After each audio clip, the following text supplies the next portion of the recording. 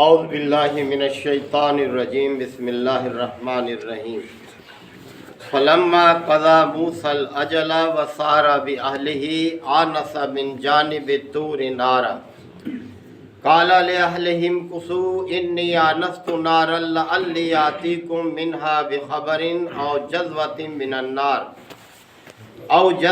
من النار لعلكم تصطلون فلما آتاها نودي من شاطئ الوادي الأيمن في البقعة المباركة من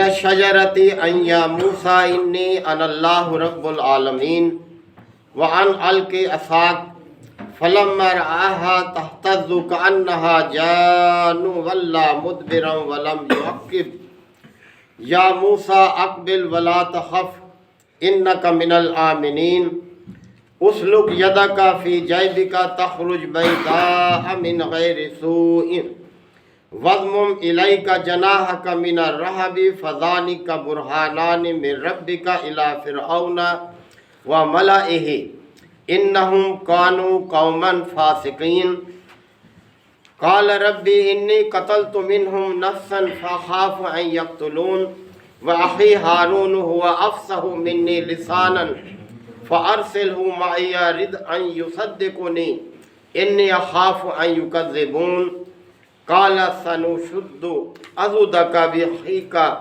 وَنَجْعَلُ لَكُمَا سُلْطَانًا فَلَا يَصِلُونَ إِلَيْكُمَا بِآيَاتِنَا أَنْتُمَا وَمَنِ اتَّبَعَكُمَا الْغَالِبُونَ صدق اللہ مولانا العظیم۔ حضرات، سورہ القصص کے یہ چوتھے رکوع کی ابتدائی آیات ہیں۔ حضرت موسیٰ علیہ السلام کا واقعہ بڑی تفصیل کے ساتھ بیان کیا جا رہا ہے، یعنی ان کی پیدائش اور پھر فرعون کے محل میں ان کی پرورش، اور اس کے بعد پھر وہاں سے مصر سے ان کا نکلنا اور مدین میں جا کر ایک جگہ رہائش پذیر ہونا کہ اللہ تعالیٰ نے ان کو مدین میں ایک ٹھکانہ عطا کیا کہ جہاں 8 سال کم از کم وہاں رہنے کا انہوں نے ایک بزرگ سے وعدہ کر لیا، ایک معاہدہ کر لیا، اور ان بزرگ نے اپنی ایک بیٹی ان کے نکاح میں دے دی۔ تو جب وہ عرصہ پورا ہو گیا ان کا، تو وہاں سے اب آگے بات بیان کی جا رہی ہے کہ فلما قضى موسیٰ الأجل، جب موسیٰ نے اپنی وہ مدت پوری کر دی جو انہوں نے طے کی تھی ان بزرگ سے، وَسَارَ بِأَهْلِهِ، اور اپنے گھر والوں کو لے کر وہ وہاں سے چلے۔ آنَسَ مِن جانب الطور نارا، تو طور کے ایک جانب انہوں نے آگ دیکھی، روشنی دیکھی راستے میں آتے ہوئے۔ قَالَ لِأَهْلِهِمْ كُثُوا، تو انہوں نے اپنے گھر والوں سے کہا کہ تم ٹھہرو یہاں، اِنِّي آنَسْتُ نَارًا، میں نے ایک آگ دیکھی ہے، لَعَلِّي آتِيكُم مِّنْهَا بِخَبَرٍ، شاید کہ میں تمہارے پاس وہاں سے کوئی خبر لے کر آؤں۔ یہ رات کا وقت تھا، سردی کا موسم تھا، اور بیابان جگہ تھی، طور کے پہاڑ کا دامن تھا۔ تو وہاں موسیٰ علیہ السلام نے جب آگ دیکھی تو انہیں یہ اندازہ ہوا کہ شاید یہاں کوئی بستی ہے، اور میں وہاں سے کوئی ایسی خبر لاتا ہوں کہ جہاں ہم رات گزار سکیں، یا آگے ذکر آ رہا ہے کہ کم از کم وہاں سے کوئی آگ ہی لے آؤں کہ رات کو ہم اس سے اپنے آپ کو گرم رکھ سکیں۔ تو انہوں نے کہا کہ ٹھہرو، میں نے آگ دیکھی ہے، شاید میں وہاں سے تمہارے پاس کوئی خبر لے کر آؤں، اور جذوۃ من النار، یا آگ کا کوئی انگارہ لے کر آؤں، لعلکم تصطلون، تاکہ تم اس سے تاپ سکو اور رات سکون سے گزار سکو۔ فلما آتاہا، پس جب موسیٰ وہاں پہنچے جہاں وہ روشنی تھی، نودیا، تو انہیں پکارا گیا، من شاطئ الوادی الایمن فی البقعۃ المبارکۃ، وہاں طور کے دائیں کنارے پر، یعنی دائیں کنارہ اس لیے کہا ہے کہ موسیٰ علیہ السلام کے دائیں ہاتھ کی طرف وہ واقع تھی وہ جگہ جہاں وہ روشنی تھی۔ تو اس طور کے دائیں جانب مبارک جگہ سے، مبارک خطے سے، یعنی وہ خطہ بڑا مبارک اللہ نے اس کو فرمایا ہے، یعنی کوئی آگ کی وجہ سے وہ روشن نہیں تھی، بلکہ تجلی نور کی وجہ سے، اللہ کی روشنی کی وجہ سے وہ روشنی تھی اس جگہ پر۔ یہ تو اس مبارک جگہ میں سے پکارا گیا انہیں، من الشجرتی، ایک درخت سے آواز آئی ہے، ایک درخت سے پکارا گیا، اے یا موسیٰ انی انا اللہ رب العالمین، کہ اے موسیٰ میں ہی اللہ ہوں جو تمام جہانوں کا مالک ہوں، تمام جہانوں کا رب ہوں۔ وَأَنْ أَلْقِ عَصَاكَ، پس اپنی یہ لاٹھی پھینک دے۔ موسیٰ علیہ السلام کے ہاتھ میں لاٹھی تھی، ایک عصا تھا، تو اللہ نے حکم دیا کہ اس کو پھینک دو۔ فَلَمَّا رَآهَا تَهْتَزُّ، پس جب موسیٰ نے اسے بل کھاتے ہوئے دیکھا، لہراتے ہوئے دیکھا اس لاٹھی کو، كَأَنَّهَا جَانٌ، جیسے کہ ایک سانپ ہے، سانپ کی طرح جب اسے بل کھاتے دیکھا، وَلَّا مُدْبِرًا، تو موسیٰ پیٹ پھیر کر بھاگ پڑا، یعنی خوف زدہ ہو گئے اس لاٹھی کے سانپ میں تبدیل ہونے سے کہ یہ کیا ہو گیا، اس لیے کہ موسیٰ کو ایسے پہلا کوئی تجربہ نہیں تھا ایسے معاملے کا۔ تو وہ پیٹ پھیر کر بھاگ کھڑے ہوئے، وَلَمْ يُعَقِّبْ، اور انہوں نے مڑ کر بھی نہیں دیکھا پیچھے کہ کیا ہو رہا ہے۔ یا موسیٰ، تو پھر اللہ تعالیٰ نے پکارا کہ اے موسیٰ اقبل، واپس آ جا، واپس لوٹا، ولا تخف، اور ڈر نہیں، خوف نہ کھا، انک من الآمنین، تو یقیناً امن میں ہے، سکون میں ہے، یعنی کوئی خطرے کی بات نہیں ہے، لہذا ڈرنا۔ اسلک یدک فی جیبک، اب اپنا یہ ہاتھ اپنے گریبان میں ڈال، تخرج بیضاء، یہ روشن نکلے گا، چمکتا ہوا نکلے گا تیرا ہاتھ، من غیر سوء، بغیر کسی تکلیف کے، یعنی ہاتھ کو کوئی تکلیف نہیں ہوگی، لیکن یہ ایسے چمک رہا ہوگا جیسے سورج چمکتا ہے۔ وَضْمُمْ إِلَيْكَ جَنَاحَكَ مِنَ الرَّهْبِ، اور اپنا بازو، یہ جو بازو ہے اس کو اپنے ساتھ دبا لے اس کو، یعنی جب بھی تجھے کوئی خوف لاحق ہو تو اپنے بازو کو اپنے جسم کے ساتھ دبا لیا کر، تیرا خوف دور ہو جائے گا۔ فَذَانِكَ بُرْحَانَانِ مِن رَبِّكَ، پس یہ دو نشانیاں ہیں تیرے رب کی طرف سے، یعنی ایک یہ لاٹھی اور یہ چمکتا ہوا ہاتھ، یہ دو نشانیاں تیرے رب نے تجھے عطا کی ہیں ایک معجزے کے طور پر۔ کس لیے؟ اِلَىٰ فرعون وَمَلَئِهِ، فرعون اور اس کے درباریوں کی طرف، یعنی اب تجھے ایک بڑے مقصد کے لیے یہاں سے روانہ ہونا ہے۔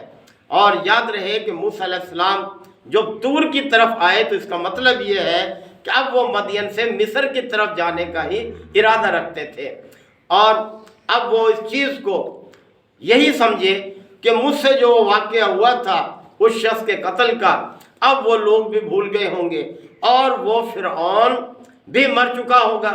یاد رہے کہ فرعون کوئی ایک شخص نہیں تھا، بلکہ مصر کا جو بھی بادشاہ ہوتا تھا اس کا لقب فرعون ہوتا تھا، جس طرح سے ایران کے بادشاہ کوئی بھی ہو اس کا لقب جو ہے وہ کسرا ہوتا تھا، روم کے بادشاہ کا لقب کیسر ہوتا تھا، کوئی بھی بادشاہ ہو چاہے۔ تو بہرحال یہ وہ فرعون نہیں جو پیدائش کے وقت تھا اور بعد میں جب غرق ہوا تو وہ اور تھا۔ تو بہرحال مصر کے بادشاہ کی طرف یہ ہے کہ موسیٰ نے یہ سمجھا کہ بس اب وہ بھی مر چکا ہوگا بادشاہ، لوگ بھول چکے ہوں گے، اور وہ مصر ہی کی طرف جا رہے تھے۔ تو اللہ تعالیٰ نے انہیں ایک بڑے مقصد کے لیے منتخب کر لیا۔ بات یہ بتانا مقصود ہے کہ دیکھیں موسیٰ کے تو وہم و گمان میں بھی نہیں تھا کہ ان کے ساتھ کیا ہونے والا ہے۔ اللہ نے ان کو چن لیا، منتخب کر لیا، پیغمبری عطا کر دی اور نشانیاں بھی عطا کر دی اس سفر کے دوران، اور حکم دیا کہ اب تم نے فرعون اور اس کے درباریوں کی طرف جانا ہے یہ دو نشانیوں کی طرف کے ساتھ۔ انہم کانوا قوما فاسقین، کیونکہ یہ فرعون اور اس کے ساتھی بڑے فاسق لوگ ہیں، نافرمان لوگ ہیں۔ قالا، تو موسیٰ علیہ السلام نے عرض کیا اپنے رب سے، ربی انی قتلت منہم نفسا، اے میرے پروردگار میں نے تو ان کا ایک شخص قتل کیا ہوا ہے۔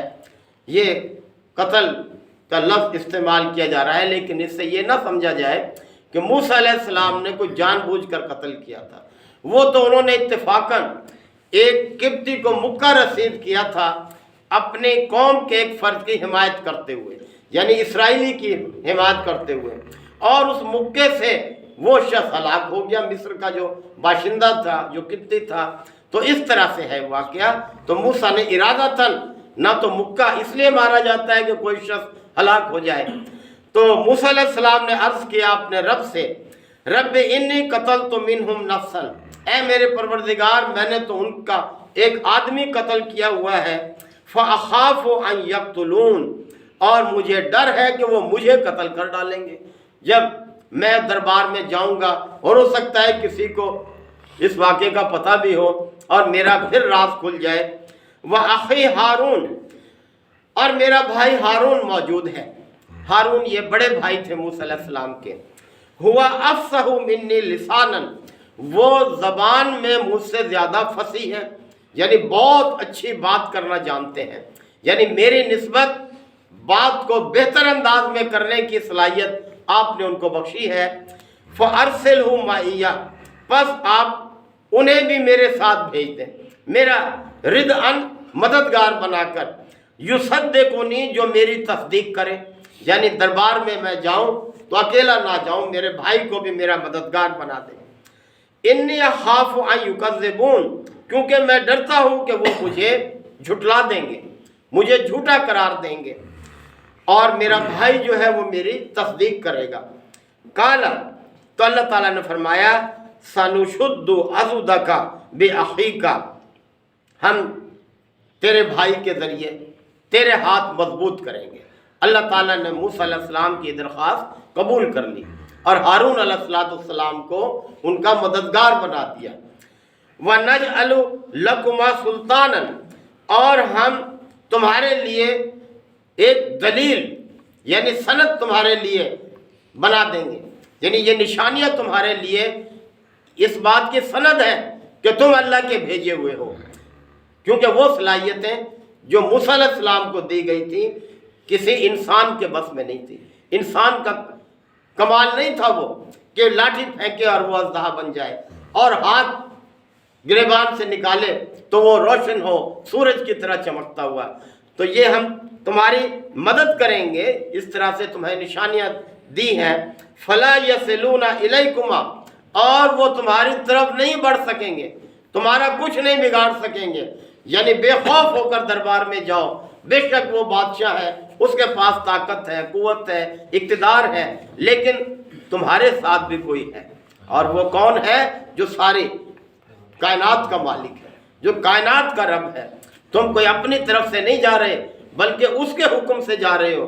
اب دیکھیں اللہ تعالیٰ اپنے پیغمبروں کو کس طرح سے اپنی نگہبانی میں حفاظت میں رکھتا ہے۔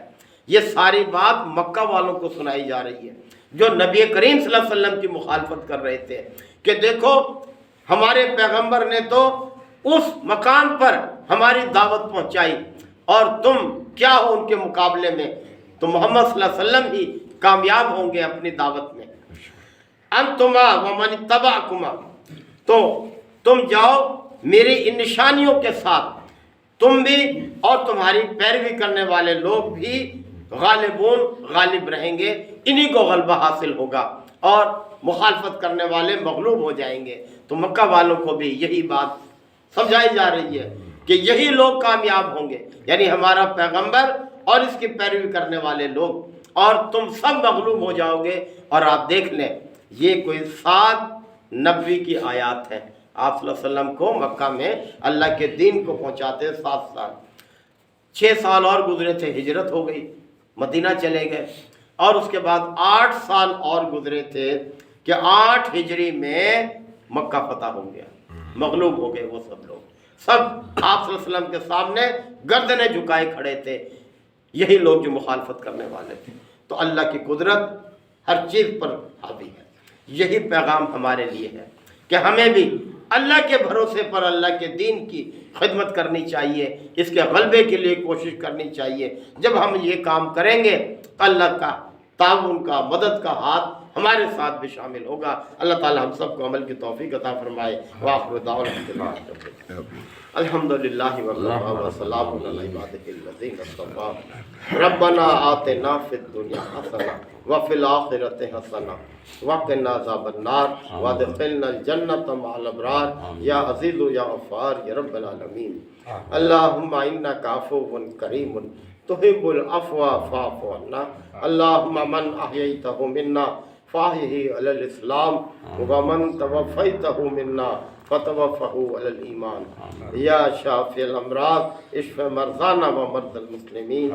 یا قاضی الحاجات اقض حاجاتنا و حاجات المسلمین۔ اللہم اعز الاسلام والمسلمین۔ ربنا تقبل منا انک انت السمیع العلیم وتب علینا انک انت التواب الرحیم۔ صلی اللہ تعالی علی خیر خلقہ محمد و آلہ وصحبہ اجمعین۔